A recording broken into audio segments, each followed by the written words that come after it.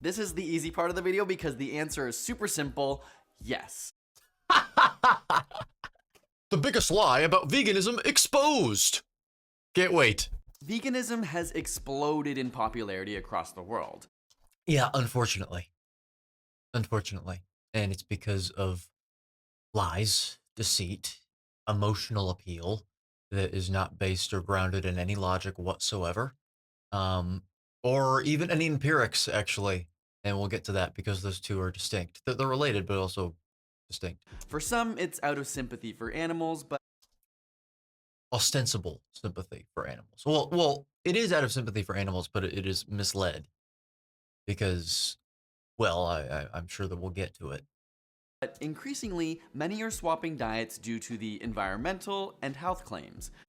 Right. Both of which the vegan diet is not founded in when it comes to its indication level or its level of purported superior indication level. At all, not a bit. And we'll get to it. But are these claims even accurate? No, they're not. The end. We're done. No. We'll keep going. Does going vegan actually make a noticeable difference on the planet, or? Well, it very well could, but not in the way that a lot of vegans think it would, or at least used to think it would. I mean, the thing about veganism is it is, at the very least, at the moment, decreasing in popularity and adherence and appreciation, much to other people's chagrin. But I'm not one of those people. I'm very thankful for it. Not in a sadistic way, not in a contrarian way. Okay. Not in an unsophisticated way. It's just, again, we'll get to it because I'm sure that you're gonna make some errant mistakes here. What do you say? What do you think?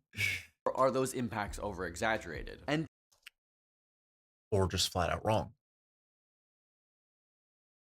Or reductionist and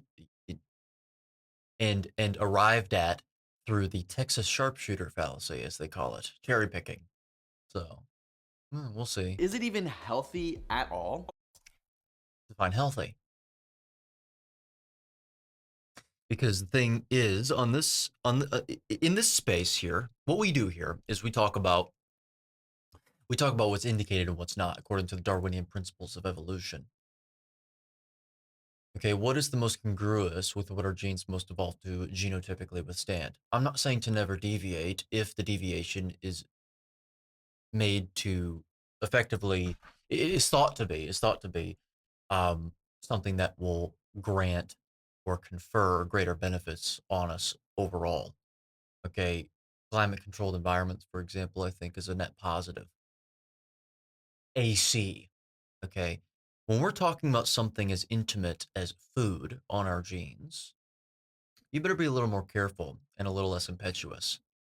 That's what I say, in my opinion. And I think that what we're seeing is too stark of a deviation, too stark of a change away from what our genes most evolved to genotypically stand. I really do. I really do think so. And the main culprit, I believe, is food, because once again, food has the most intimate influences over our genes, even if they're not direct effects, but you know, even if they're influences, because things are not linear but nexial. That's the reason why I say that. And so let me ask you, how long for our species have we been consuming a carnivore, or rather a vegan diet? How long has our species consumed plants to any significant degree? Paleoanthropologically, retrospectively, and also genetically, when you look at the composition and current form of plants and compare that to what they were even just 200 years ago. How long? Well, the answer is never. That never happened. I think we're done. I think we're done. So anyway. Or is the lack of animal proteins and nutrients actually detrimental to your body? I would say so. again, instead of using these words detrimental and healthy, because again, going back to what you said about healthy, health is the absence of disease process. So what I would say is that on a scientific level, if you're going to consider something healthy or not responsibly, you have to provide a study that shows a direct causal correlation between the adoption of a vegan diet, the consumption of a vegan diet, and every single genotype and phenotype that exists in all cases studied and not studied. That's the other key, inferential statistics here. And either an amelioration of negative heart health outcomes, remission, at least one of them, at least. But even then, I mean, we're talking about all disease processes because we're talking about absence of disease process, all of them, or a hedging against the development of them, a prevention of them, which is impossible. So healthy is therefore an opinion always. Indicated is a little different. As much as the scientific theory of evolution is a theory, it is the prevailing theory for a reason. So, While a lot of claims have been made over the years, our access to good quality studies has only really just started to become accessible. oh boy. No. The studies are not good at all. Good. All right, what you're referring to is human nutrition science, which is based on descriptive statistics and inferential statistics, the latter of which is completely inappropriate to apply to such a science. Inferential statistics is the idea that from a descriptive statistics sample, from one sample that you've studied, or an aggregation of samples that you've studied, you can infer things about an entire population based on those values through confidence intervals, sampling distributions of sample means or sample proportions, depending on what you're studying, standard errors, t-distributions, blah, blah, blah, blah, blah. All of and the central limit theorem and all that. Okay. Depending on the science that you are attempting to apply that to, it is completely appropriate and totally fine. Engineering is a perfect example of this. It's an easy way of assessing certain things. Fine. In human nutrition science, when all of your cases that you're studying are fundamentally different from each other, are subject, they're genotypically and phenotypically different from each other. They're subject to different confounding and spurious variables than each other that vary day to day in terms of which ones they're subjected to, or they're subject to, and also variables, those confounding variables and spurious variables, also exhibiting different behaviors second by second, day by day, even if they are the same ones, even if the actual ones that they are subject to didn't vary. When you're dealing with that, no, it's not appropriate. And also, the genotype and phenotype thing, that varies every second because thousands of people die and thousands of people are born every second.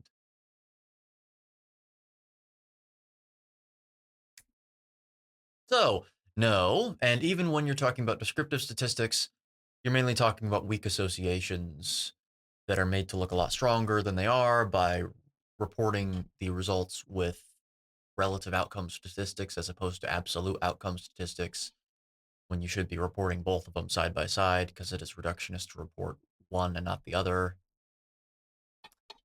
And that's based on respondent data, which, people lie, people forget. It's unreliable.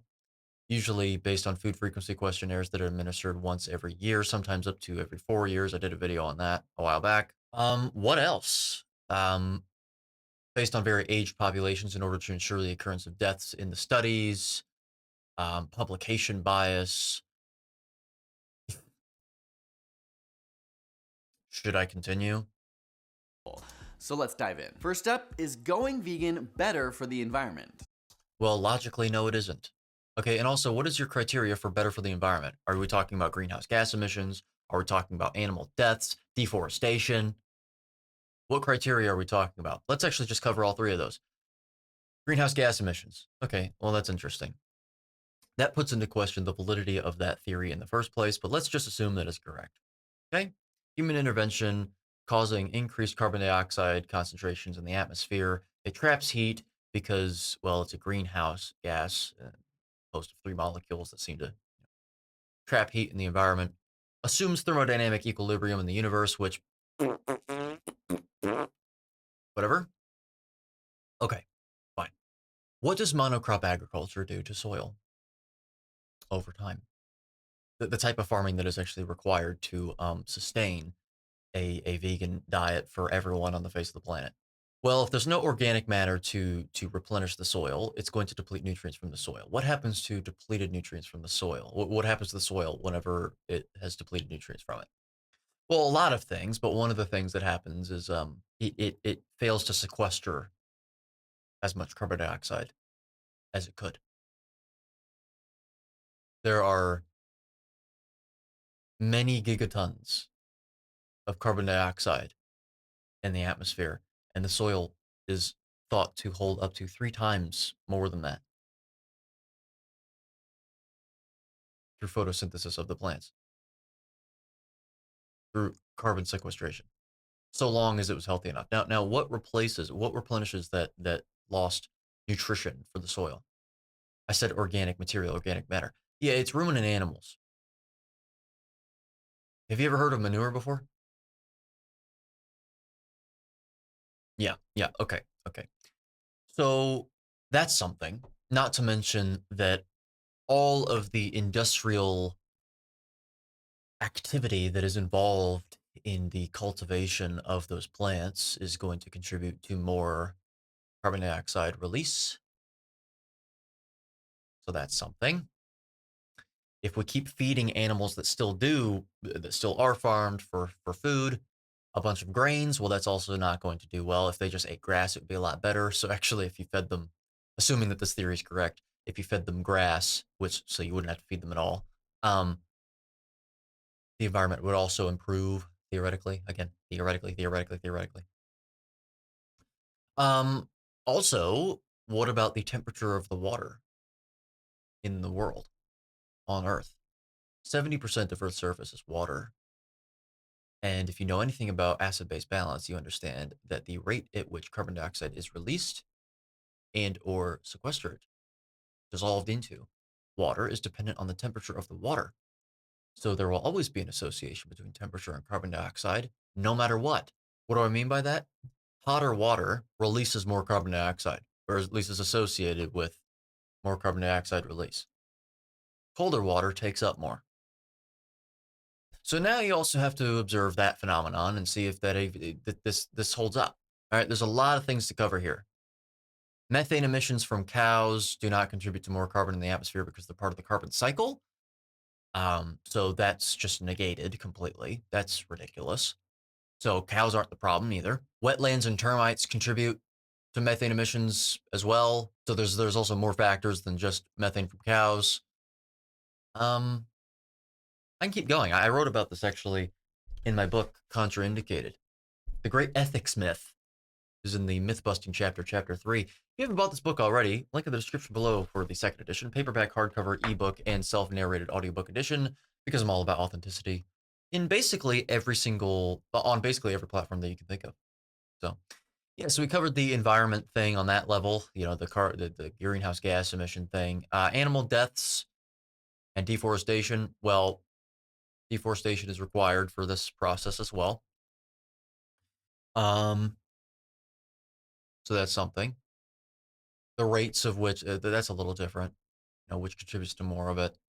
I'd have to actually look into that.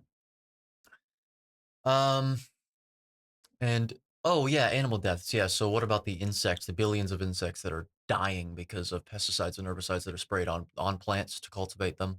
Do they not matter?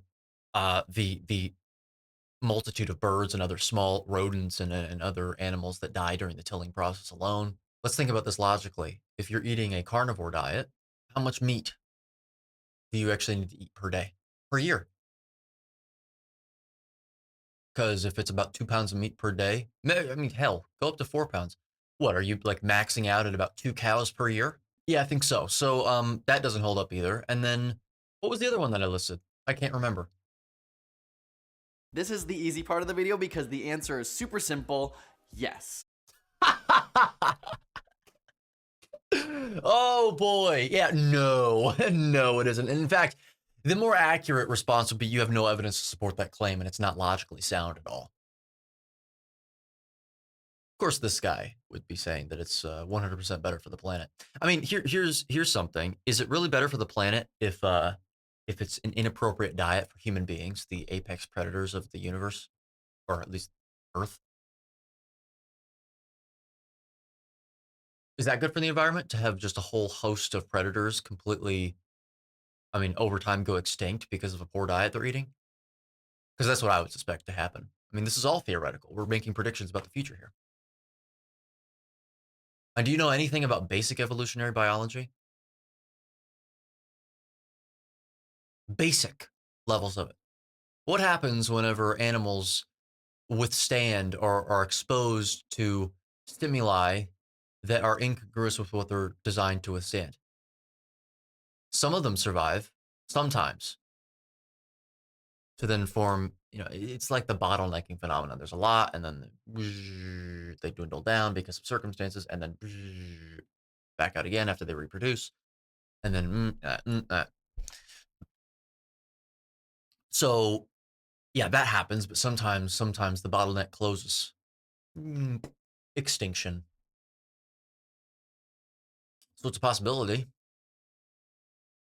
So anyway, okay, cool. That's another thing to throw out there. Point blank, yes. No, point blank, no, moron. Avoiding meat and dairy products has a major impact on the environment. Well, that puts into question what impact you're talking about, and also impact necessarily means cause and effect. In reality, you mean influence. This gets into epistemology and logic and all that stuff. If you have two variables that exist in a vacuum that are causally correlated, then yes, one variable has an effect on the other. X has an effect on Y, or Y has an effect on X. As soon as you introduce more variables that all have causal effects, they have effects on the same variable that is concerned. So X has an effect on Y, but also Z has an effect on Y. You throw in Z, you throw in A, you throw in B. Then A, B, Z, and X no longer have effects on Y. They only have effects on Y in a vacuum where X and also one of the other concerned variables exists. Only two of them, the dependent and the independent variable. If you have multiple independent variables, they are no longer effectors. They are influencers, which is important, by the way. So when you talk about, it has a massive impact on the environment, really? Or does it have a massive influence that can be counteracted by other influences? That's why it's important to reference that, to understand that. Okay. But what impacts are we going to be talking about here today, sir? Study after study. Oh boy, study after study after study. And also, you notice, I played the video for what, half a second? And you just saw the study, just the next one fly right off the screen. If you're going to put it up there for that long, it's not really worth reading, is it? But since this one's on here, let's take a look at this. The impacts of dietary change on greenhouse gas emissions. Oh, really? So dietary change, right? So you're not even observing, like farming rates of these animals at all. You're looking at a reported dietary change, which makes it even more noisy, but fine. The impacts of dietary change on greenhouse gas emission. Okay, so this is based on the greenhouse gas emission theory. Land use. Okay. So land use as well. Water use. Okay. And health. Okay, so health according to whom on the basis of what? A systematic review. Okay, so this is also meta-analysis. This is the other problem that I have with these systematic reviews. Okay. Systematic reviews, meta-analyses, are only appropriate to conduct whenever the studies that are making up the meta-analysis use effectively the same methodologies. Why do I say that? Because the purpose of a meta-analysis is to aggregate all of the studies that have been conducted on a certain phenomenon, on a topic, and to aggregate the findings of all of those into one sort of amalgamated signal to noise ratio, mean plus or minus standard deviation, or median plus or minus MAD, whatever it may be. All right, for your random variable or random variables that are actually concerned. The problem is that if every single study that makes up your meta-analysis had completely different methodologies, then the yielded results are not from the same type of study. They're different studies. They're different studies. We're done. So you have to look at the integrity and the value, the substance of every single study that makes up a meta-analysis to even assess the integrity and veracity of the meta-analysis itself.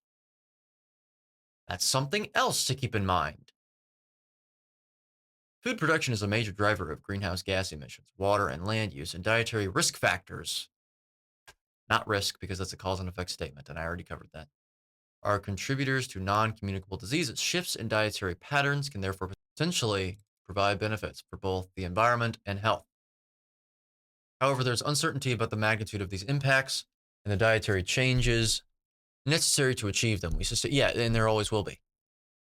We systematically review the evidence on changes in greenhouse gas emissions, land use, and water use from shifting current dietary intakes to environmentally sustainable dietary patterns. We find 14 common sustainable dietary patterns across reviewed studies, with reductions as high as 70 to 80% of greenhouse gas emissions and land use, and 50% of water use. Well, see, this is what I was talking about. Because what we have here is an example of how, even if this were a causal correlation, 70 to 80% of greenhouse gas emissions, and also assuming that the theory is correct, the greenhouse gas emission theory, right? And there's actually still some debate surrounding it. I wouldn't really be averse to accepting it. Human intervention is a deviation away from what was seen historically. So obviously you would expect to see impacts that may or may not be detrimental or daunting and threatening. And so fine. I just have other theories as to why it's been promulgated. I don't think it actually has to do with concern for health and safety. I think it's an excuse to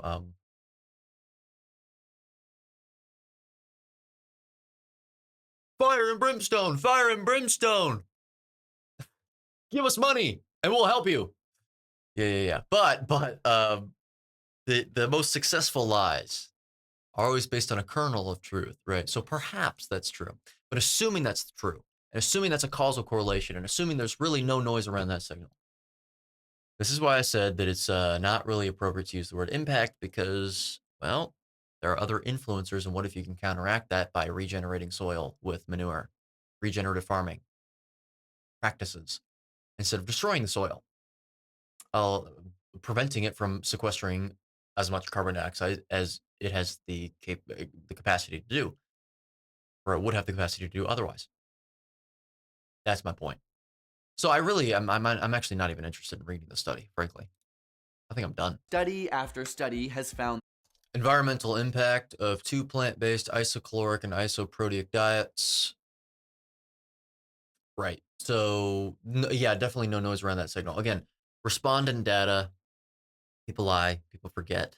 Okay, that's just ridiculous. And food frequency questionnaires and all that. And who's to determine which is, in this case, this is less of a problem, but this is a problem overall with the general science. Who's to say what is considered red meat, what is considered vegan, what is considered Mediterranean? Again, in this case, a little different because vegan, well, we obviously, that's a hard criteria, a set of criteria. And also, was this all multiple choice, which completely removes nuance from the equation and necessary context as well. So that's all the problems with respondent data. Association doesn't equal causation at all. How was this measured? That's another question that I have. I mean, environmental impact. Food consumption is one of the major causes of climate change, resource depletion, loss of biodiversity, and other kinds of environmental impact by modern households. You're going to need to provide some evidence for that. You really are. According to evidence, yes, great. Always good to hear that. A global change in dietary habits could be the single most effective, okay, could be, the single most effective and rapid intervention to reduce anthropic pressure on the planet, especially with respect to climate change. Good, okay. So here's what I have to say about that. Was this ever a problem? A potential problem? Until now? Seriously. And the reason I asked that question is the idea that carnivorous foods, animal-based foods are a problem for the planet because of this, is rooted in the idea that, well, the entire industry of eating, the entire industry of mass farming these animals and slaughtering them for people to consume, that is putting a pressure on the environment that is unsustainable. Um, which is implicit in that statement is the idea that it's somehow new. It's something that the environment is not designed to withstand. Again, a deviation away from what's indicated, right? Well, how long have we been consuming a diet that consists of basically exclusively meat and animal products, mainly ruminant meat, muscle meat? How long have we been doing that? So the answer is very clear. It's about 4.5 million years if you include proto-humans that preceded our current speciation, that being Homo sapiens sapien. Okay, so that's something to add and to consider. However, then that would leave you the only argument that would leave you with, if you're going to argue against the consumption of these foods, because the climate though, would be, well, that's the way that we farm these animals is not the same as we used to. We used to hunt them down and then eat them, and then that was it. Okay. Well, as I already said about the mass farming of the animals, I'm not a fan of that. I like regenerative farming techniques and practices. Okay, that doesn't mean to not consume animal products. So that's the first thing covered. Second of all, the only other thing that you can really point to after that is, well, the industrial activity that is involved. Um, the machines, the machinery, which is far less than is required for plant cultivation and tilling and all that. It's less, and you could make it even less if it was regenerative. So I think we're done there, aren't we? There's multiple reasons why this is happening. Okay, not to mention all the air miles that this contributes to, because where do all of your plants come? They come from where do all your plants come from? They're flown in from other countries.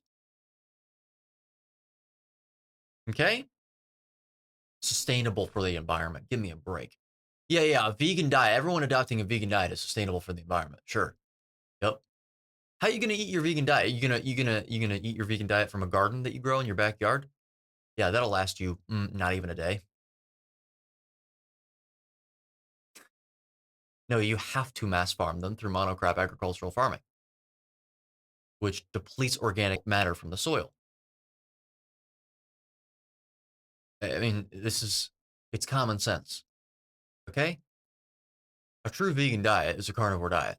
That a vegan diet, as compared to a full-on meat-eating or omnivorous diet, or even a vegetarian diet, No. What are your criteria? uses less land, conserves more Uses less land. Good. Great. So once again, is this in the context? Is this all in the context of no monocrop agricultural farming and all regenerative farming techniques and practices when it comes to using less land and all that?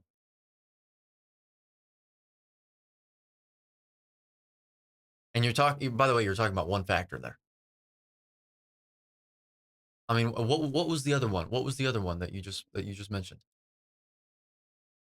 or even a vegetarian diet, uses less land, conserves more water, and Conserves more water. Right. Okay. So again, you're talking about industry. You're talking about industry. So I mean, seriously, it's almost like a false dichotomy here.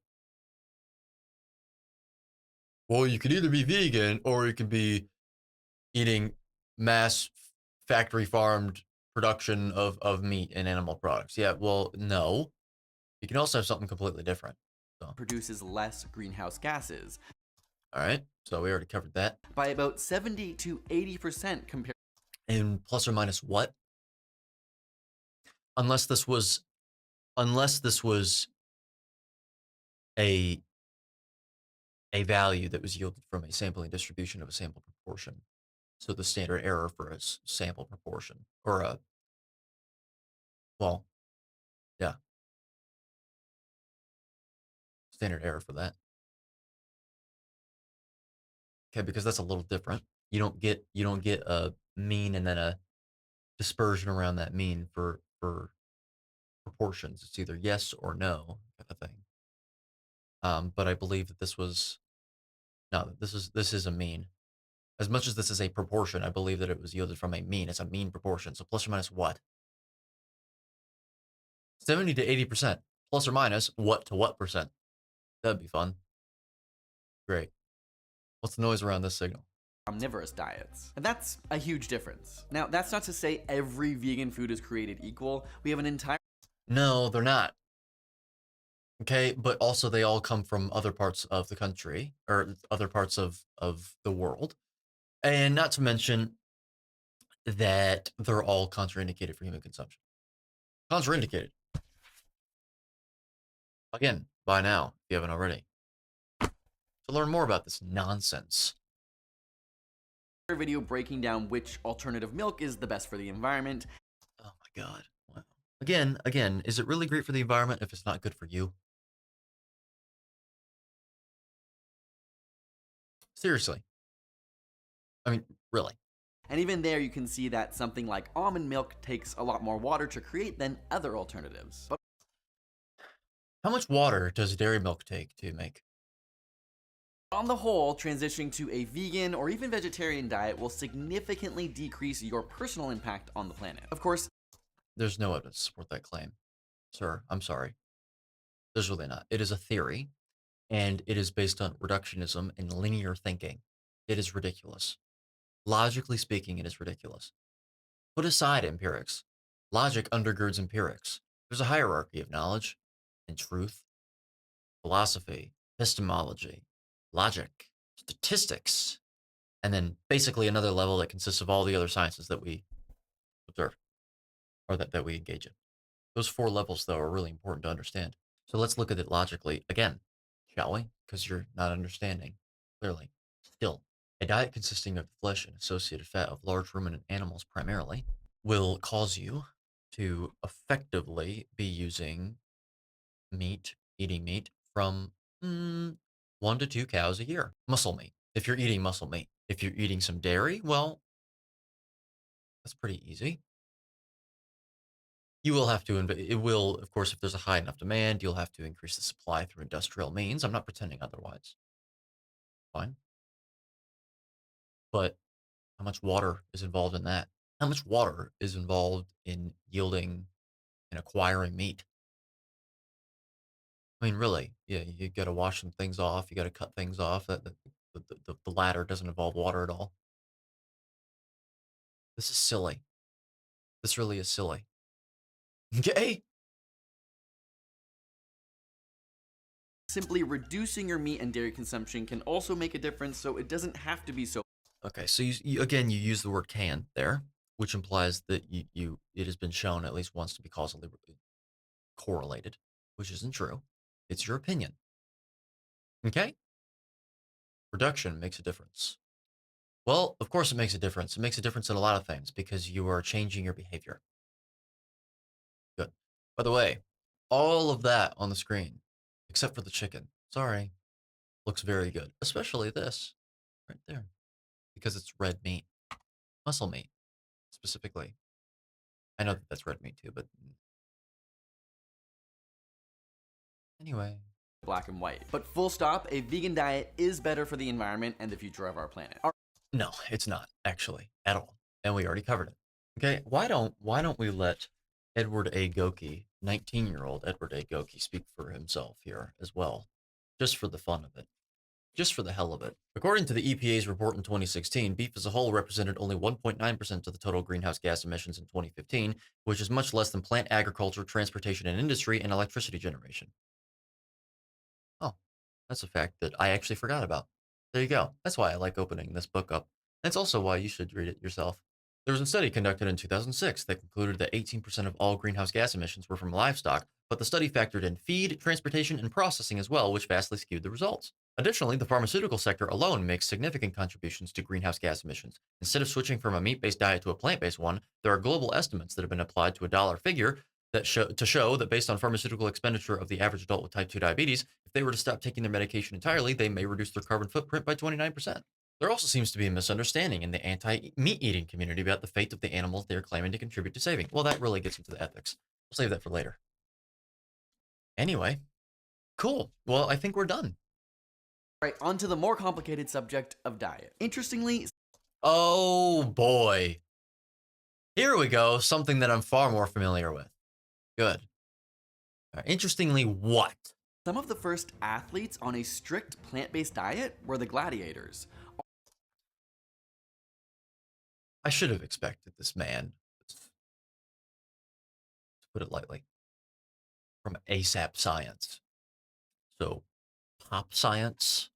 So, not science. I should have expected him to defend the vegan approach. Again, if a vegan diet is a diet that is designed to mitigate the exploitation and suffering of animals to the greatest degree possible within the confines of feasibility and reality, then a vegan diet is a carnivore diet. And we already covered it. So, yes, I do eat a vegan diet. You do too, my dear viewer. So, that's great. That's great. Yeah, so how did they perform? And also, did all of them eat a plant-based diet? And also, what's your evidence for the fact that all of them, or a significant amount of them, ate a plant-based diet? Right. So, 3rd century BC and 5th century CE or AD. Right. That's when they existed. I had to do a little quick search on that one. Right. So were plants the same and just as ubiquitous as they are today in terms of their ability to be consumed? Were they as readily able to be consumed? Were they not as were they as non-toxic? I'm putting that again lightly. As non-toxic as they are today, and by non-toxic we really mean immediately toxic and lethal. Seriously, really unbelievable. I mean, seriously, is this person's argument that gladiators ate plant-based diets and they were really, really successful and their performance was great? How long were they plant-based?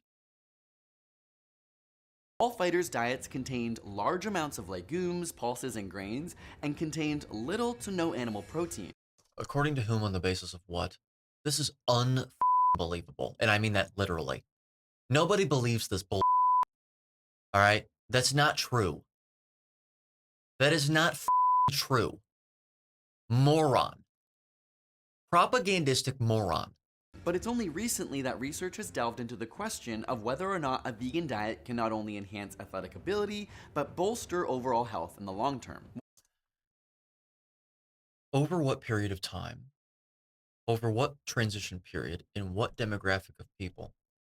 Were these people already highly athletically adept?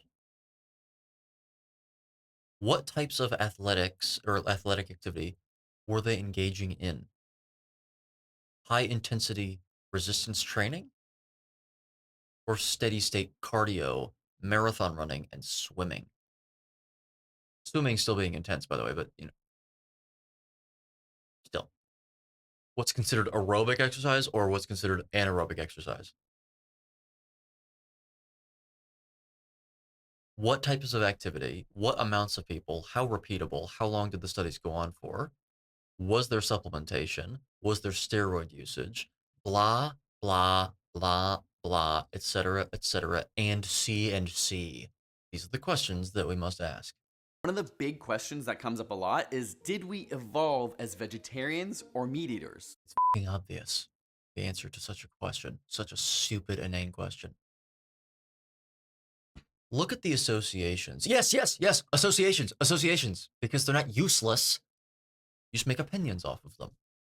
Look at the associations between our previous pivotal predecessors. Yeah, so look at those, and then look at the size of the brain. And as we started to eat more meat, according to stable nitrogen and carbon isotope analyses conducted on the collagen of the long bones of ancient human remains through mass spectroscopy. Look at that. Okay. And then look at the fact that you have a appendix. And seriously, with that last fact, we're done.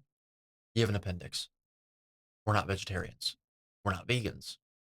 This is basic logical deduction here. Can you digest fiber? No? Well, last I checked, if you can't digest something, you shouldn't be eating it. We're done. You did not evolve to eat a plant-based diet. We did not evolve to eat a plant-based diet. Okay? Stop. Stop pretending like this is a big question. It's not. Commensurate with our increase in brain size was a decrease in the size of our cecum, redounding eventually to an appendix. Sorry, those are the facts. And it's an association that's quite tough to ignore, and it fits right alongside evolutionary biology with negative selection pressures. There are only two circumstances where negative selection pressures really occur and are imposed on an organism. I mean, we've got these sharp canine teeth that look... That's not the argument that any carnivore or omnivore really makes that is worth their salt at all. We don't have sharp teeth. We actually have teeth of a frugivore who actually are plant-based. They still eat some meat. They're not vegan, but they are vegetarian at least. They're herbivorous. The reason for that is because we have a frugivorous past.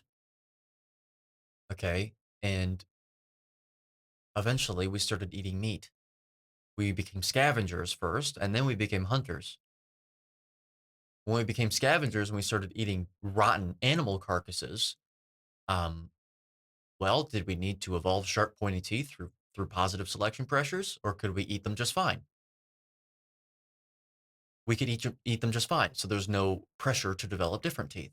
When we started hunting animals, did we start hunting them with our teeth, therefore imposing a demand on us to develop sharp, pointy teeth like those of other traditionally considered carnivores or traditionally conceptualized carnivores? No, we used tools, huh? And then when we hunted the animal, we still ate the meat with the teeth that we already had with no problems? Yeah, okay. So there you go. That's why we still have frugivorous teeth. Evolutionary biology. Done! Sharp canine teeth. No, let frugivores have sharp canine teeth. Like that. Because we have frugivorous teeth. just perfect for digging into flesh, though large canines are not exclusive to carnivorous animals. Correct. Thank you, by the way, for discounting the argument that you must have sharp, pointy teeth in order to be a carnivore, by the way. Goodness me. Lane Norton, anyone? It's thought they likely evolved more for intimidation and competition among mates, as well as defense. This is all theoretical, okay? To say likely is your opinion. Intimidation? Maybe. I mean, also biting through hard fruit. Rather than for eating meat. And if we look at the diets of modern primates, the ones we're closely related to, like... No, we're not closely related to them. They're our least distant ancestor. That's different from our closest ancestor, okay? The framing is different, and it should be different. It is our least distant ancestor, DNA-wise, genetically, okay? And by the way, do we look like gorillas? And are we hindgut fermenters? No? So then we're still quite genetically different then. Don't start saying we should start eating the diet that a gorilla eats. Don't start. Don't do it. Can they digest fiber? Wow, we're done. The answer is yes, they can. We can't. So we're quite different, aren't we? Closely related to, like chimps, orangutans, and gorillas, you'll see that most of them have totally plant-based diets. Great. You'll also find that they also eat meat whenever they can attain it and acquire it. Obtain. That's really what I should have said. Obtain, acquire.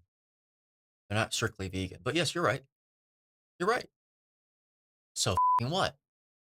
I love thinking about chimps being hipster vegans, like, oh, you don't have any soy milk? Awkward. But seriously, if gorillas can get this jacked without the need for animal proteins...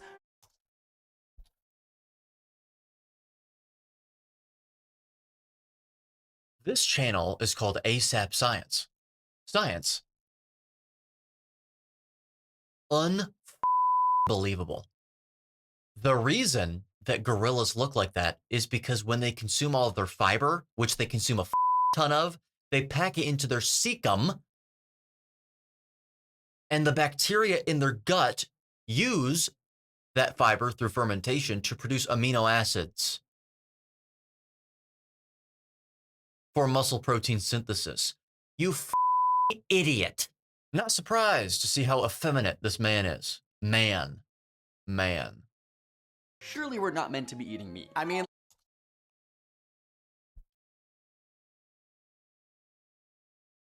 Oh, this got bad fast. This got really bad fast. Surely we're not meant to be eating meat? Yeah, right, because we're just like them, right? We're just like them. We're just like them. Well, they're our closest ancestor. No, they're our least distant primate ancestor. We are a lot different. Are you out of your mind? look at those muscles. Me throwing to our video on bestiality. Anyway. Do I really need to watch any more of this? Are you? Wow, we're just getting started, aren't we? Goodness me. Many suggest that because we branch off the same evolutionary tree as our primate contemporaries, surely we're also primarily vegetarian. We've also That is not how that works at all. Please be objective. got bumpy colons, which And sounds very sexy, whereas carnivorous animals typically have a smooth colon. so what? Wow, other carnivores, by the way, I thought you just said, didn't you just say that, well, pointy teeth aren't exclusive to carnivores, so therefore just because an animal has pointy teeth doesn't mean they aren't a carnivore. Well, that logic can be applied to literally any other anatomical feature, including the bumpiness of our colons. Not a good argument at all. It is a faulty generalization fallacy. You could also even say that it is a composition fallacy. What is true of parts is true of the whole. Unbelievable and fatiguing. Seriously? This again? I can't be the only one thinking that. Other carnivores, by the way, they have a shorter small intestinal tract. Just like we do. So, there's a similarity. Anyway, we also have an extremely acidic stomach. Just like other carnivores do. See how this is just a faulty generalization fallacy all over the place when I use these arguments, though? They suggest that perhaps we are carnivorous, but on their own? But despite all these facts, the truth is there is no denying that our species turned to eating meat regularly. Turned to eating meat?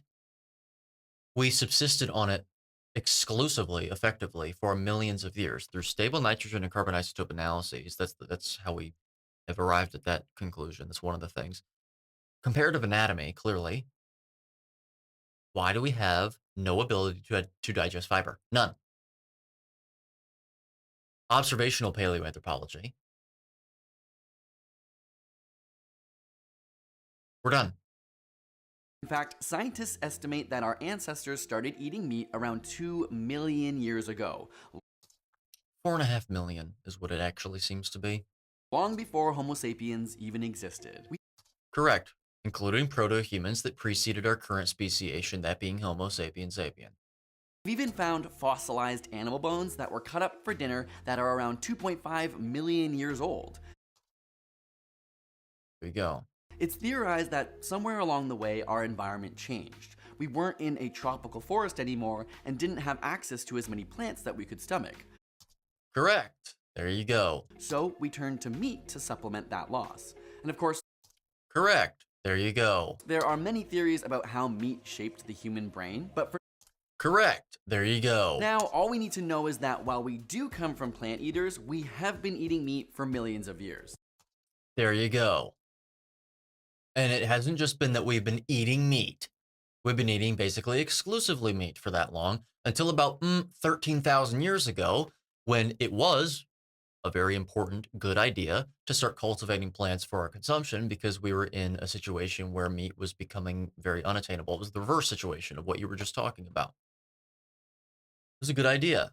It was subsistence until eventually, well, we were able to acquire meat and obtain it for consumption, but it became a cultural thing. And, well, we forgot why we started eating plants in the first place. And then we started grafting them over and over and over again, specifically fruit, but also plenty of other plants, inventing new species of plants, increasing the size of the plants, the starchiness of the plants, the sweetness of the plants in the case of fruit. And then now, all the way up to industrial times, we've now made fruit available year round, many of these other plants available year round, a lot bigger, a lot less immediately toxic, meaning immediately lethal, and still not great for us. 13,000 years is not enough time. I mean, 13,000 years of eating plants, that assumes, a lot of people might assume, well, 13,000 years of eating plants, they might assume that that's in the same amount that we eat them today. No. In fact, if you were to graph out on an x-axis 0 to 13,000, or really 13,000 to all the way to current day, going backwards, right? 13,000 BC or 11,000 BC actually. So all the way to 2025, not 0 or current day. It would be current day, which would be about 2025. If you were to graph that out, and then your y-axis was rate of consumption, it would probably look a lot like this. So we haven't even been eating it for the same amount of time or in the same consistency for the 13,000 years that we have been consuming plants.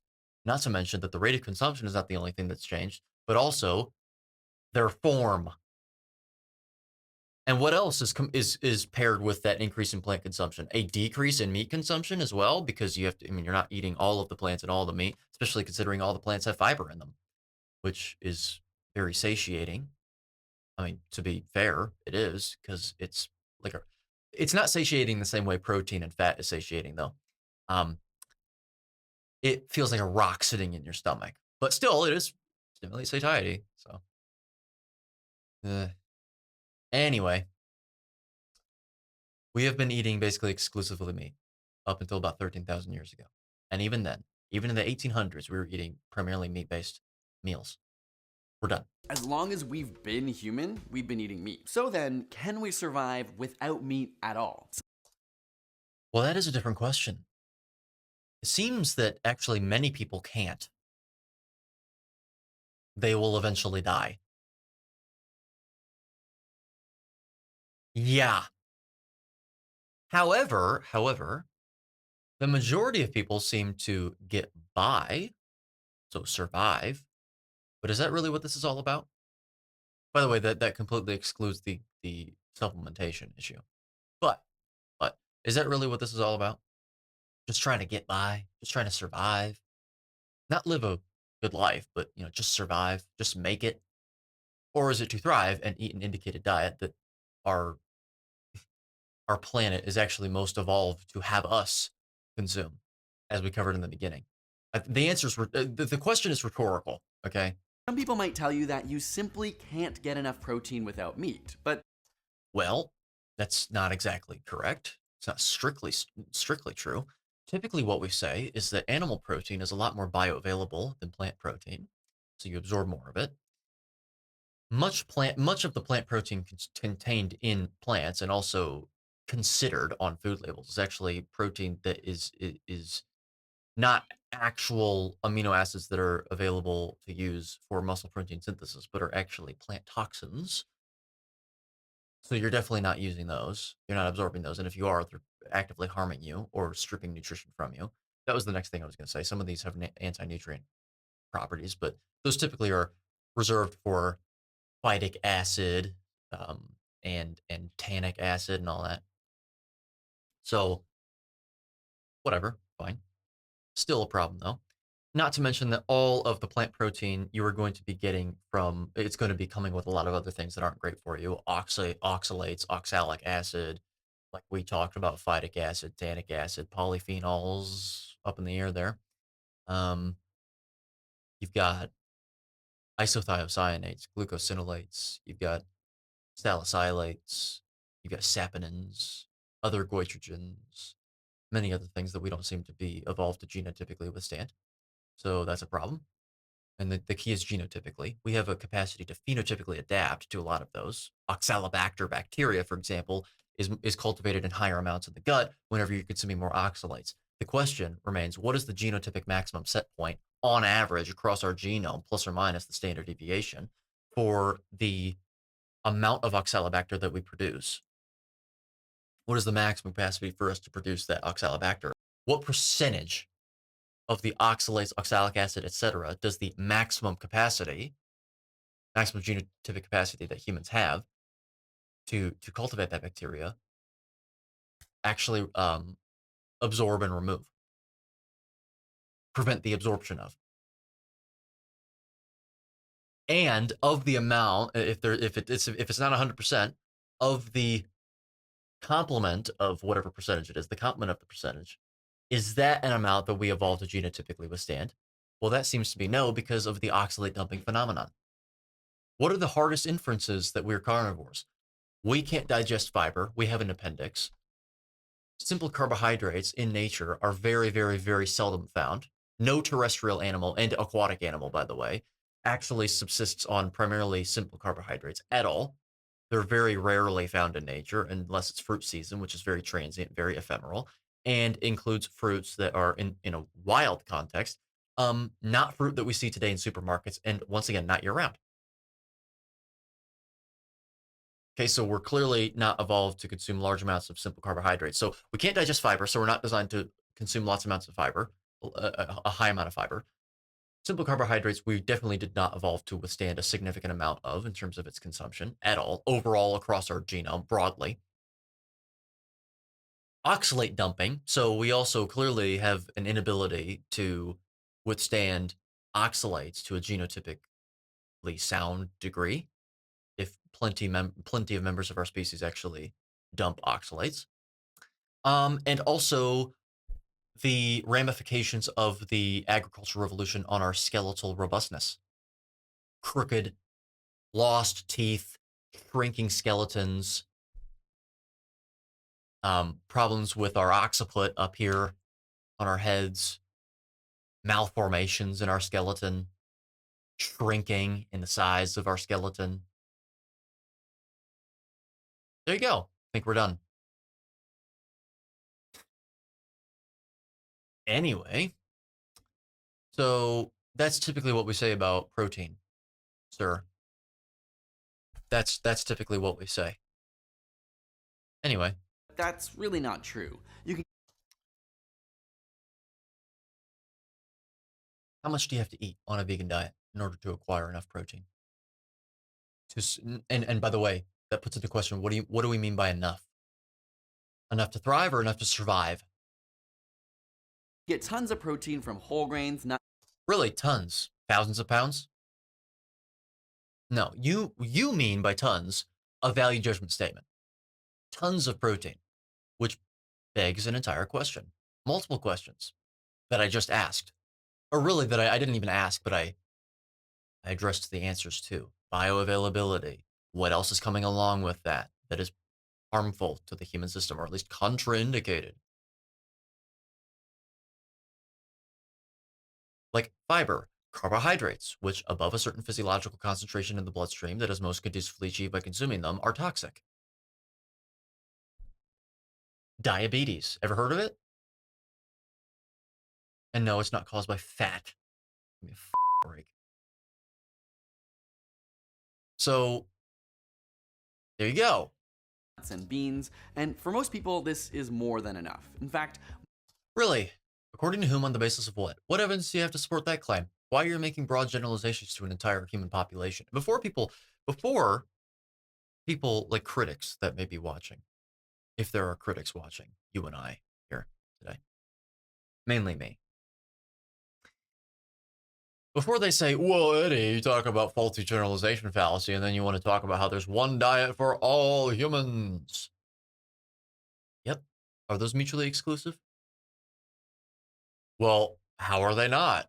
You're making a faulty generalization. You're saying that, well, people are genotypically and phenotypically different, so you can't inform upon effects of a certain diet on a certain population based on, a small sample and all this other stuff, even with inferential statistics. But you also say That every single genotype and phenotype has one diet for its species. Yeah, because every single species has different genotypes. Every single member of a species is a different genotype than the next. Does that mean they all have different diets, or do they still have the same diet? Yeah, so in other words, the reason that I say that every single human should be consuming the same diet with very minimal variation, given our ubiquity as a species, that is different from other species. I'm not pretending otherwise.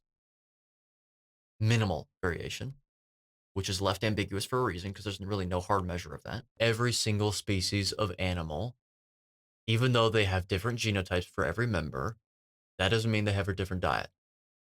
A carnivore diet, a species appropriate diet, does not discriminate based on genotype. It may very well discriminate on phenotype if the phenotype is so starkly different from what we actually presented with historically throughout evolutionary past, which is why I say that sometimes two negatives can make a positive. And if you were so metabolically deranged, yeah, maybe you need to add another negative in. A negative meaning a deviation away from what our genes most evolved to withstand, genotypically, to counteract that in certain circumstances. But you know what? It seems that it's in far rarer, the few circumstances. In few circumstances, which goes to tell you something. Just because two negatives can make a positive doesn't mean you shouldn't try a positive first, because typically those work still. Most research finds protein deficiency extremely rare. Protein deficiency, according to whom, on the basis of what? Based on what metrics? What studies are you referring to? What was the sample size? And therefore, what was the statistical power? How long did these studies go on for? Was this based on respondent data of what these people were and were not eating? How was the respondent data collected? How frequently was it collected? How many studies were done on this? Was this a meta-analysis? Because if so, what was the integrity, or what is the integrity of each individual study that makes up the meta-analysis? Blah, blah, blah. You're not citing anything. Except in people who are simply not eating enough calories. You don't eat calories. You can't do that. That's not possible. Calories are the amount of heat required to raise the temperature of 1 gram of water around a closed thermodynamic system, also known as a bomb calorimeter, by 1 degree Celsius, or you're talking about 1 kilogram of water in the case of a kilocalorie, which is really what we're talking about. They have no rest mass. They're photons of light when made manifest in the real world. You don't consume them, and you don't really effectively yield them from your food. And even if you were to, if you're going to try and make that argument, which it's very weak, they don't affect the mass balance of the body up or down at all. You release calories, which is what creates body heat, but you're not using them in metabolic processes at all. You consume mass, and we're also an open thermodynamic system. So we allow for the flow of energy in and out of the system, but we also allow for the flow of mass in and out of the system. We urinate, we breathe out water vapor, we sweat, we cry, there's tears that are excreted, there's many other things involved in that process. Okay? Mass in, mass out, not energy in, energy out. The energy balance model of obesity is fallacious. It is not grounded in physical truth. All right? Also, different macronutrients influence the body differently, hormonally speaking. It's all about hormones and mass balance. It's all about mass balance, really. And what's subsumed by mass balance is hormonal activity, for example, which is most heavily influenced by the type of food you eat. So quit the carbs, cut them out, um, and eat protein and fat till satiety. Transition appropriately over the course of 6 to 8 weeks. Do not do it overnight. Don't do that. And there you go. I think we're good to go there. But what research has found is missing from a vegan diet is B12. Well, that's where you can supplement with it. And that's what the vegans will always tell you. Well, we can supplement with it. The vegan diet is not about health, it's about ethics. So even if it's missing something, we'll reinforce it, we'll fortify it with something else because we're trying to help the animals. Which, yeah, that gets into the ethics argument. What do you think happens to the animal that you think you're contributing to saving? You think they live a better life than if we just raised them and then slaughtered them at the end of their life or close to the end of their life? I mean, seriously, it's a genuine question. No, they either are killed, they either die of disease, or someone hunts them down, which goes right back to the first thing. I mean, they die horrible deaths. You should look at how cows die in the wild. other ruminants. You should look at how they die, and then you tell me if that's a better way of dying than just, you know, doing it quite quick and relatively painlessly. B12 is required by animals for a whole host of biological pathways and for normal functioning. And So I'm sorry. If B12 is missing from a vegan diet, then you've now just implicitly admitted, whether you realize it or not, we do not have the ability to synthesize B12 from fiber because we cannot actually digest fiber and ferment it to a significant degree to actually produce the B12 we require. So, I mean, you can get B12 on a vegan diet without supplementing if you want to eat dirt, because there's B12 in dirt. You can also get it in fecal matter. So, that's something that you can consider doing.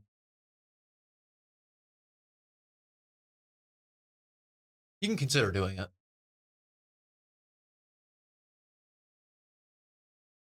Unbelievable. B12 is a byproduct of bacterial fermentation, always. the thing is, you cannot get B12 from any vegetables. There's zero B12 in a salad. Well, unless you ferment vegetables, but yes, I understand what you're saying. You can find it in beef, pork, poultry, fish, eggs, etc. And studies find that B12 deficiencies are a big problem for a lot of vegans and vegetarians. When your levels are low, it can impact brain functioning, energy, and mood, and at worst, it can cause full-on hallucinations. I mean, if that's what you're going for, maybe Confabulation. It's not exclusive to B12 deficiency. Actually, I think that thiamine deficiency will do the same thing. I believe that's B1. I could be wrong. Yeah, confabulation happens. You actually learn that in biochemistry. just try some psilocybin instead. Me throwing to our video on shrooms. So if you're only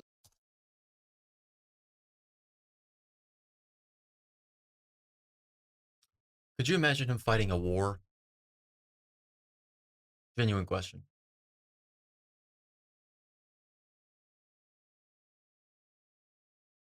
Okay.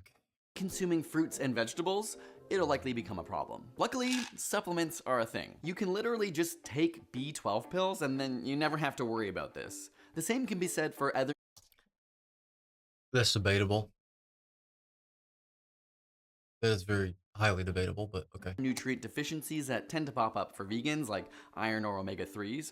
There's even a ton of foods that are fortified with these to make vegan diets less of a risk. But another area that brings up some concern is bone strength. If you grew up in the 90s and early 2000s, then you're more than aware of the many campaigns touting the health benefits of milk. Calcium Yeah, calcium's important, but you don't need nearly as much as what is advertised for adequate bone strength, because how much calcium is really found in muscle meat?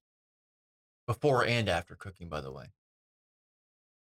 What needs to be considered is how well the body actually respond, or how well the body absorbs the calcium, so where it's coming from, the source of calcium. What needs to be addressed is the actual amount of calcium that's required in situations where people are eating a carnivorous diet, so they're not subject to a bunch of inflammation. There's not needs for calcium elsewhere because of inflammatory situations potentially. Um, you need to actually assess the requirement for these minerals or this mineral specifically, but also all vitamins and minerals in the proper demographic that is congruous with what would actually be seen in people consuming a carnivore diet. And you need to test the repeatability of that. I mean, that's what's required, and that's also going to be dependent on your ancestral lineage a bit because of dairy consumption. However, I mean, really, would your requirement change if you were consuming a lot of dairy ancestrally, like for thousands of years? Your lineage, would it really?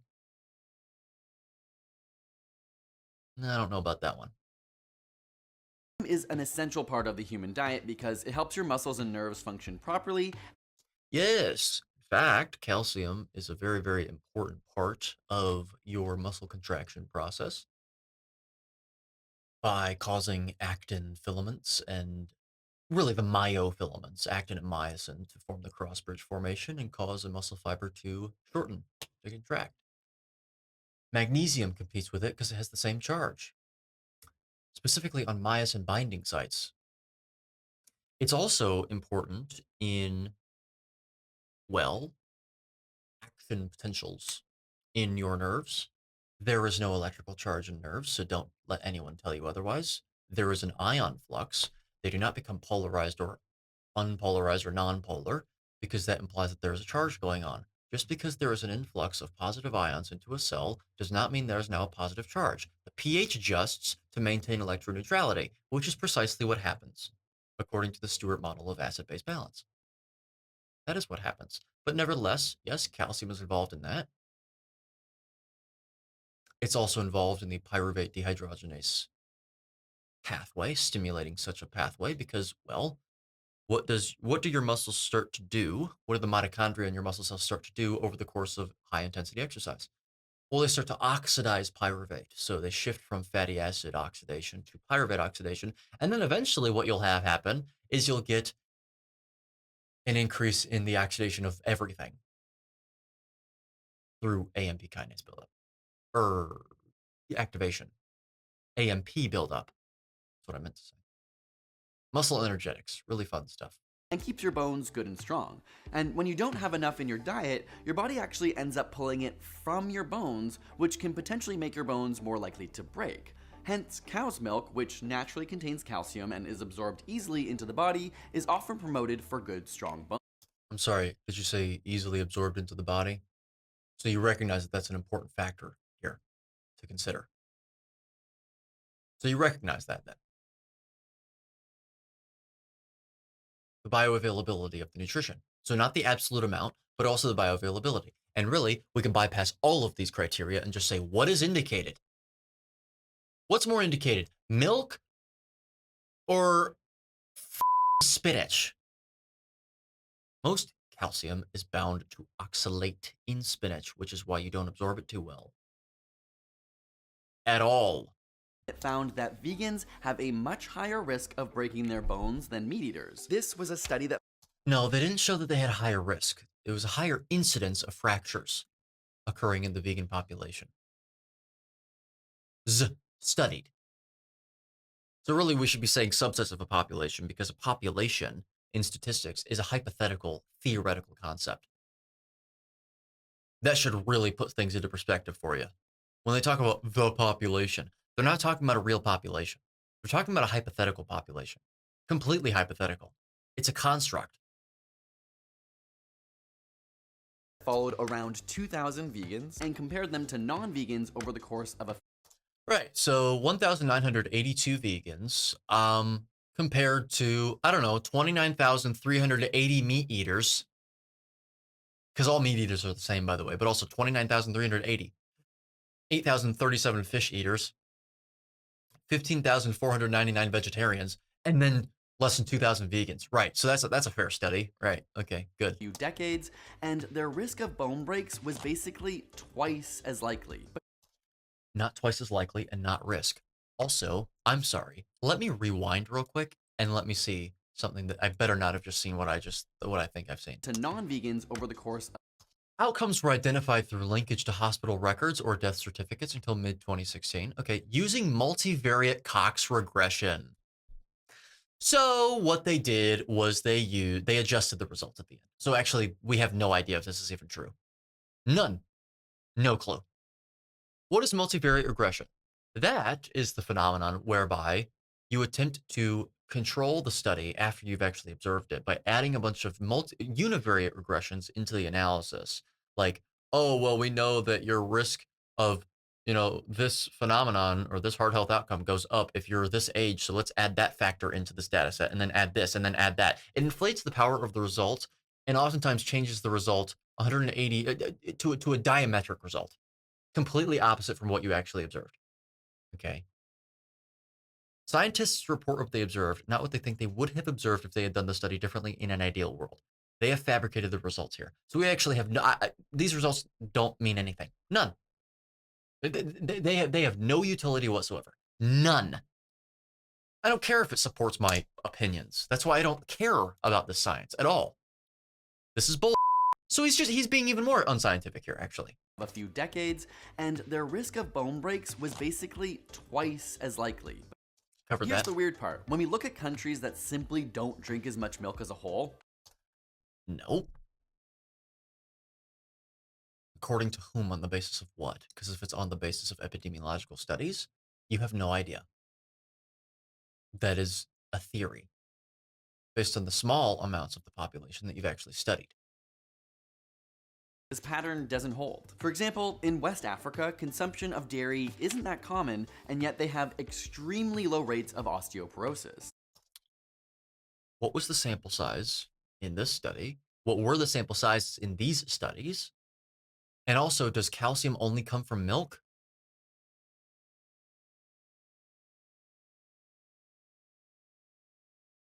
Seriously, you just implied, oh, well, they have low rates of osteoporosis. They have low rates of osteoporosis, despite the fact that they don't drink milk. And?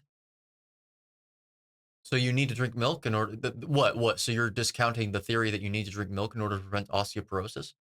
Well, good, because that's a stupid theory. You don't need to drink milk to prevent osteoporosis, but you don't need as much calcium to prevent osteoporosis either.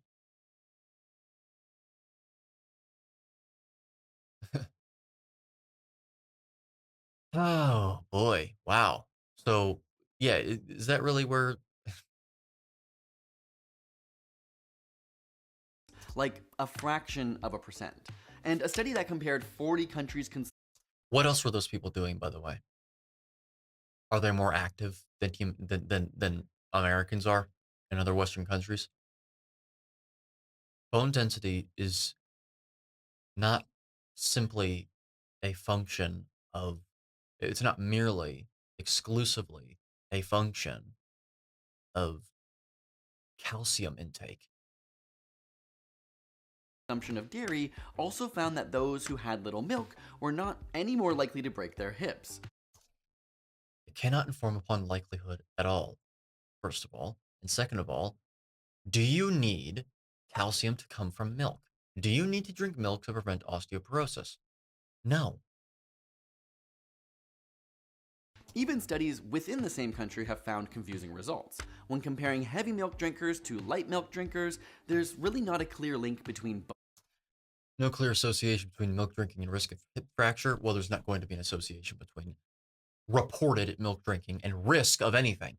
Okay? Because you use the word risk. Milk provides energy and nutrients considered protective for bone. Blah, blah, blah, blah, blah. Right. Studied the association between milk drinking and hip fracture in Norway, which has a population characterized by high fracture incidence and high calcium intake. Baseline data from 2 population-based cohorts were used. The third wave of Norwegian counties study. Of the 35,114 participants in the Norwegian county study, 1,865 suffered a hip fracture during 613,018 person years of follow-up. In multivariate Cox regression, hazard ratios, there it is. That's what I was looking for. So it's adjusted for, and that's probably why they're finding conflicting results as well. Yeah, we're done. Completely done. Scientists report what they observed, not what they think they would have observed if they had done the study differently in an ideal world where they could actually exert control that they would have liked to control, or that they would have liked to exert. Okay? We're done. Between bone strength and breakage. The truth is, dairy isn't the only way to consume calcium. It's in lots of. There you go. Oh, it's in lots of vegetables. Right, so completely ignoring bioavailability. Learn acid-base balance and learn how, ions dissociate in a solution, as well as acids according to their pKa values and blah, blah, blah, all that stuff. And you'll understand that the bioavailability of this nutrition is none, basically. It's very little. It is very, very little. Okay? Veggies like kale, bok choy, and broccoli, and there's even fortified What else is in kale and bok choy and broccoli? foods like orange juice and cereal that contain it. Wow. Yeah, and what else is in those foods?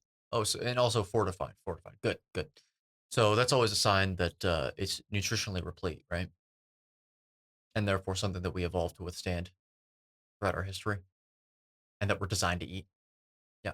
But for vegans, even when studies account for calcium intake, those who were eating lots of calcium were still more likely to break bone. Not more likely. No, Because it can't inform upon likelihood. We're done. So perhaps there is another environmental or situational factor outside of diet that's playing a role here and is yet unknown. It's worth bringing up that most of this data is on adults, and studies that do look at kids are much more clear-cut. Kids that drink milk break fewer bones than those who don't. That is an association. We're done. They're doing a lot of other things too. You're making a causal link between two variables that you have no responsibility doing. Finally, on the bad side, researchers found that both vegans and vegetarians are at a higher risk for stroke.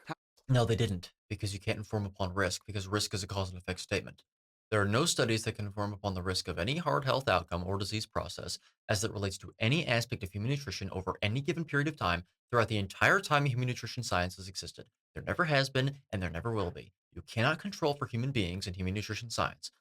In order to actually control for human beings, you have to take two genetically identical twins, both phenotypically and genotypically identical, separate them at birth, put them into two metabolic ward lock-in rooms, observe them over their entire lives if attempting to inform upon lifelong health outcomes, 40 years for 40-year-long health outcomes, etc., and control for literally every single variable.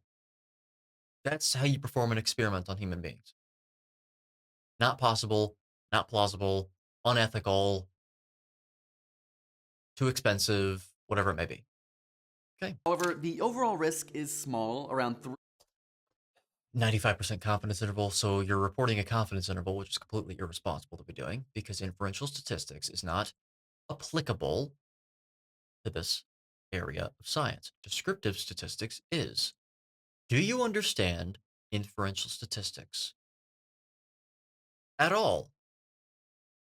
Oh, well, we don't know what the population standard deviation is, so we can't, calculate the standard deviation of our sampling distribution of our sample mean that we collected via the central limit theorem, infinite number of samples being taken from the population that's being studied, the one that we actually don't know the parameters of. So therefore, we'll use a standard error to calculate it. So it's S over the square root of n, your sample size,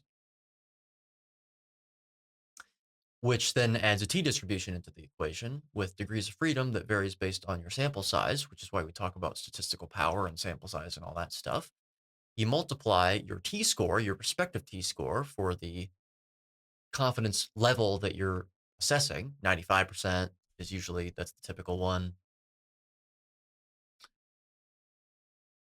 Let me just show it up on the screen here. 95%, right? Right there. 90%, sometimes even 99%.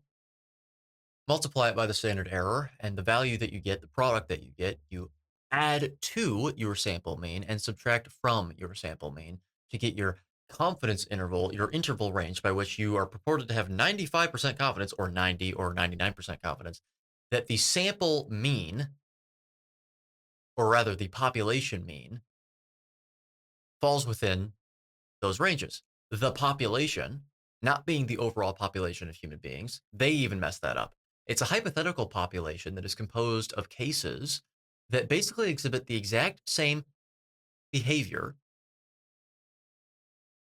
as the cases that you observed in your sample, which is completely inane on its face. It is a hypothetical population. This is inferential statistics. There you go. It's nonsensical. I know this stuff quite well, actually. This is why I do very, very, very cursory reviews, if any reviews at all, of these sciences or these papers, rather. This is why. Anyway.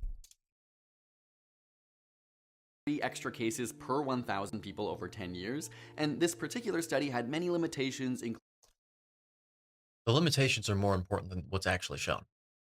Okay, people actually need to understand science and statistics. Statistics is basically the foundational science that undergirds all other sciences, because whenever you do experiments, whenever you do anything with any science, you are using numbers, you're using statistics, math. And this is why I focus so much on that. quite a small sample, so it's difficult. Wow. So why didn't you say that for all the other studies that you just put forth?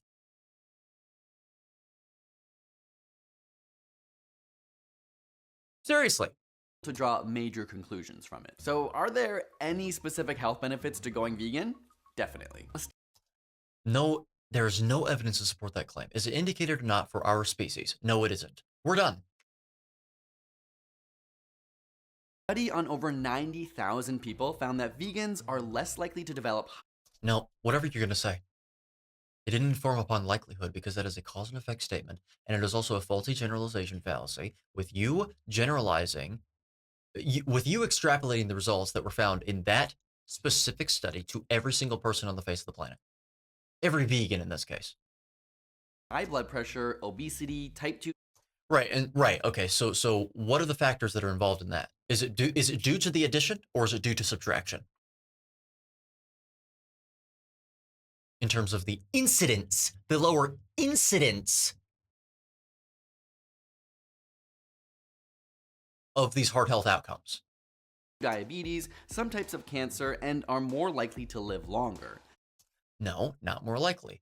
Not to mention, how long did the study go on for? What population of people was actually studied? How repeatable is that study? So how reproducible are the results? In the aggregate result, whenever you put them all together in a meta-analysis, if the studies were actually conducted the same way, so if they were actually the same type of study, was that within a reasonable, strong signal-to-noise ratio?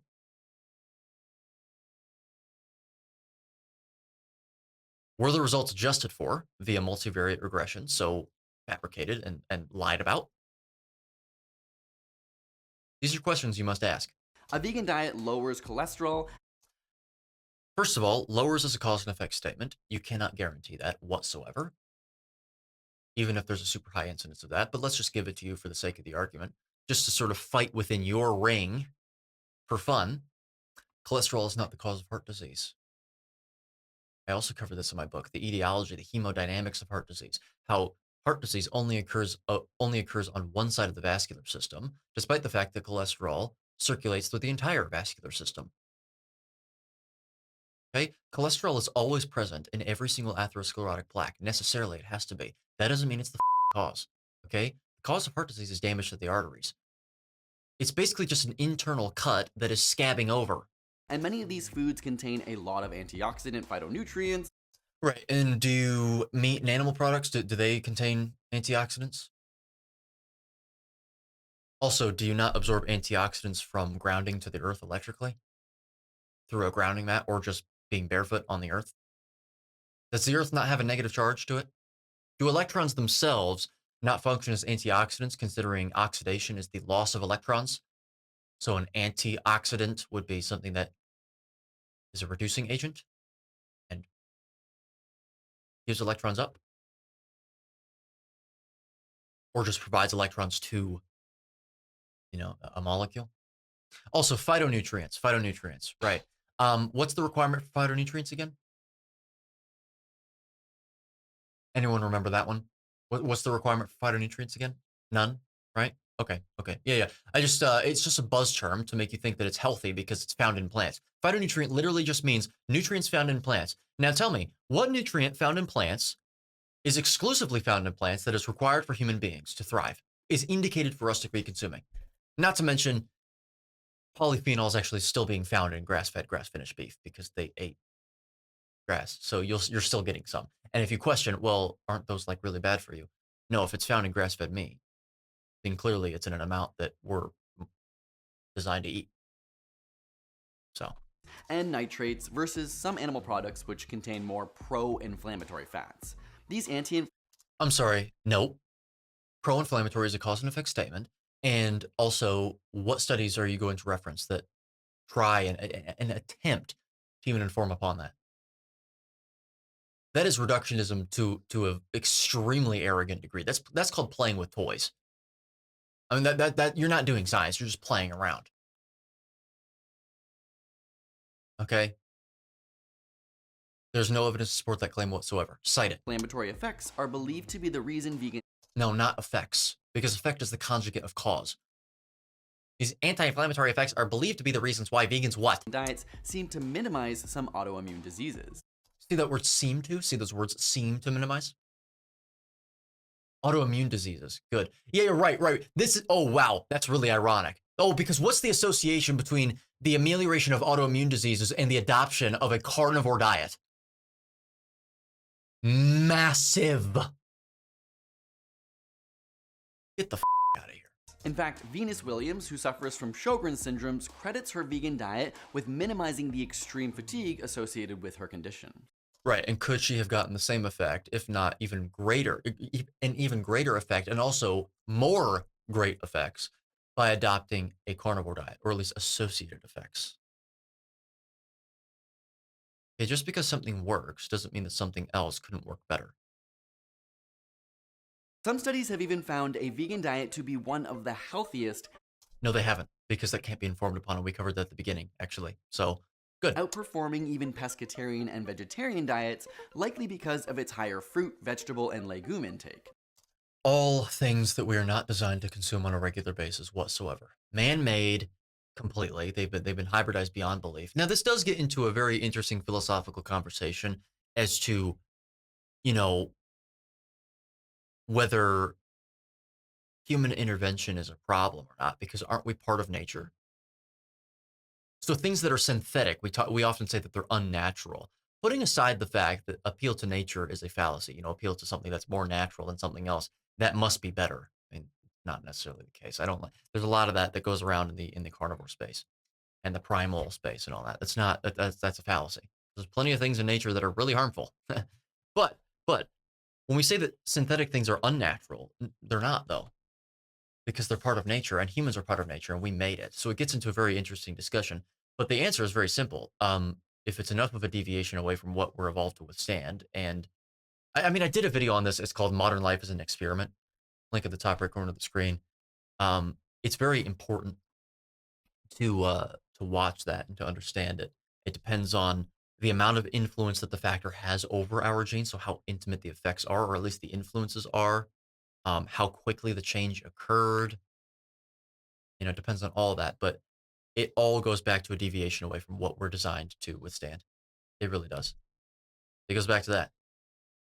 Um, if it's too stark, if it's too quick, if it's too influential, then you can expect problems. But really, it's all trial and error. How do we really know? You can speculate beforehand, and that's really what I say. Be careful. Be careful.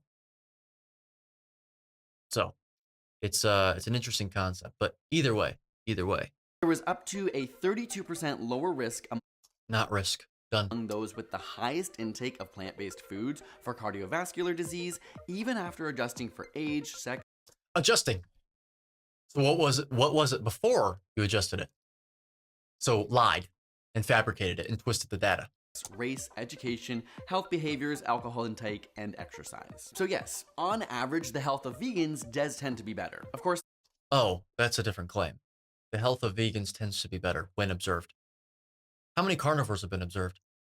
Because by the way, you're comparing vegans to meat eaters, right? Are meat eaters carnivores typically?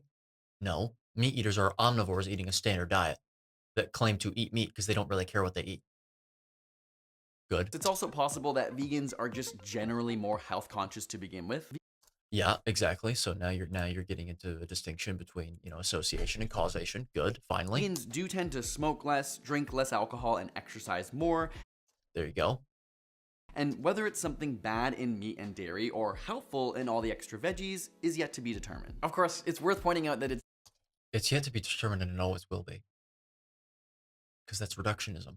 And you can't inform upon that. just as easy to be an unhealthy vegan, with all the options for junk and processed food nowadays, so in no Well, now hold on a minute. If it's all from plants, then what do you mean?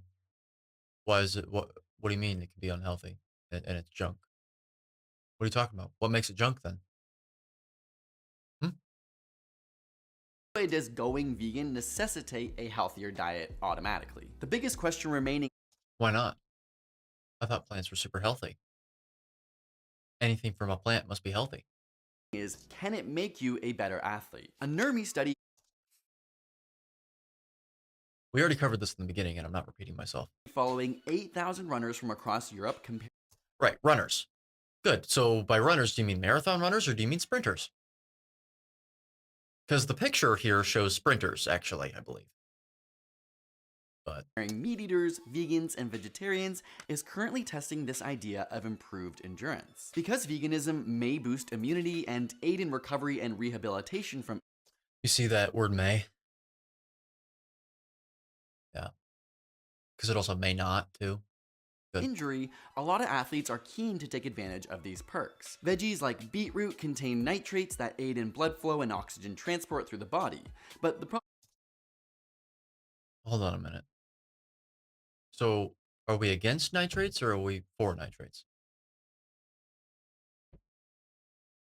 Because there's nitrates and there's nitrites. I thought that nitrates were the really bad things that cause cancer.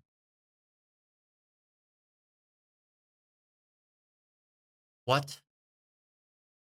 right now Because of that, I mean, look, if you're gonna say that that's a great thing, then I mean, eat some bacon, bro. is simply the lack of good data. There is very little data Lack of good data. Well, you mean like all the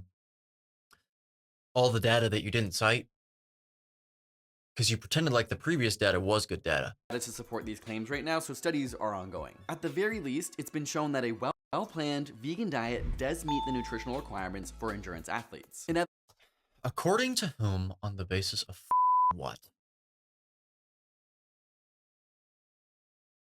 Wow. other words, it's just as good at the very least as an omnivorous diet. Whether it's optimal is yet to be determined. It's not optimal in terms of what is indicated at all. Not at all. It meets the nutritional requirements. Based on what? Absolute amounts? Not the bioavailability? Because if that's the case, well, off. At the end of the day, what can we conclude from the available research? What we can conclude is that the research can't inform anything. It can't conclude anything of any utility. Because statistics, like Mark Twain once said, there's lies, damned lies, and statistics. There are responsible ways of reporting statistics, and you'll find that if you are as responsible as possible with reporting statistics, that you're going to get results that really just are weightless and discouraging and disappointing. I'm serious. And people call me anti-science for it. No, it's insisting upon the scientific method. It's insisting upon truth. We live in an era of scientism nowadays and not science. But as you'll find, science itself, whenever you get out of the era of scientism, whenever you get out of the area of scientism, and you start working within the confines of science, you'll realize, oh, this is science? Really? In terms of like statistics and stuff, I don't want to be too discouraging and be completely actually anti-science. There's different fields of science that, you know, are regularly observed to a repeatable, predictable degree and all that stuff. And that's what you really want to look at. Well, on the one hand, a vegan diet is unequivocally better for the environment. No, not unequivocally. Are you out of your mind? Unequivocally. So without question. Without any question whatsoever. There's no debate to be had. That's what that means. Unequivocally. Unambiguously. No, off. No. False. And while it's a whole other conversation to talk about the responsibility of corporations and institutions versus individuals, as an individual, it is a simple step that you can take to minimize your impact if that matters to you. What you can do is you can eat a species-appropriate, species-specific diet, that being a 100% carnivorous diet consisting of the flesh and associated fat of large ruminant animals with added fat in the forms of butter, tallow, lard, suet, and ghee. To taste, due to us living in a modern world, it's an approximation. It's not literally what we were eating historically, but it's an approximation that is quite close. Added salt to taste and water. Cook it if you'd like. Don't cook it more than... I wouldn't recommend cooking it well done, but do what you like. There's really no evidence that that's still nutritionally deficient, but I don't know if we did that regularly. Maybe we did. Who knows? It's really hard to say. Really hard to tell. In fact, one study that I've seen actually suggests that we were cooking food all the way down to the bone. To the bone, like in the center of the bone, and that. So that would actually suggest we were doing that. So there you go. transition appropriately over 6 to 8 weeks. You will minimize your environmental impact if, as a result of that, we start having an increased demand, which will impose actually a demand on other businesses to increase the supply, which will then lower prices eventually, um, for regenerative farm raised animals, which is healthier for the soil, healthier for the planet, healthier based on the principles of indication, actually, in this case. So, To diet, at worst, there could be some setbacks to your health, but those oh, there could be some setbacks to your health, of course, if you go vegan. Oh, oh, maybe.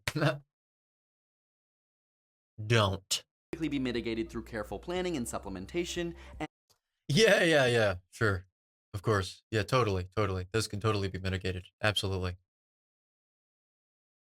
and at best, it may actually be better for your overall health and well-being. See that word may? Because it also may not, right? And the reason that you're saying may is because it's based on a bunch of studies that don't consider the reasons why a vegan diet was associated in those people studied for the duration of time that they were studied, according to what they were reporting to be consuming, a lower incidence by what percentage, by the way, unknown, of certain negative heart health outcomes. Could it be because the standard American diet, which is a mix of fat and carbohydrates and a bunch of industrial toxins and food and all that stuff, could it be because that is the most unhealthy diet that you could go on? Probably. The least indicated. Well, yeah. Randall cycle. Have you ever heard of it? If you put in the effort to do it with intention and health in mind. I hope this video has been eye-opening for those of you who are curious. Well, it was eye-opening to how propagandistic the health space still is. Because you're not even health related. This is ASAP science. Are you a health channel or are you just a science channel? Yeah, this is not good. This was not a good video. It was eye-opening to see how mainstream the vegan ideology still is. It's unfortunate. I know there's a lot of concern around companies capitalizing on claims that may or may not be exaggerated. I think it's totally fair to be skeptical. The vegan market is estimated to hit 24 billion by 2026, so we all need to have our bullshit meters up. If you want to know more, we God.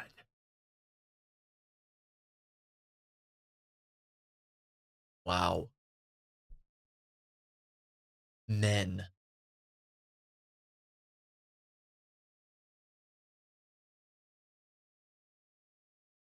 have an entire podcast episode on veganism that covers more research and studies and different angles. Right, because you can totally interpret research, can't you? You totally understand statistics and inferential statistics and descriptive statistics and signal to noise ratios and extrapolation limits and all that stuff and adjustments and all that. You totally understand all that, right? You can click that and head over to the YouTube channel there or find it anywhere that you would normally listen to a podcast. Thanks so much for watching. Make sure you like the video, subscribe, and we'll see you next time for some more science. I'm not subscribing and I'm not liking the video. And also, that wasn't science. That was scientism. That was fallacious. That was bred in circuses. That was toys being played with from a toy box. Peace. Peace. All right. Well, that was just agonizing, wasn't it? It really was. It was agonizing. It was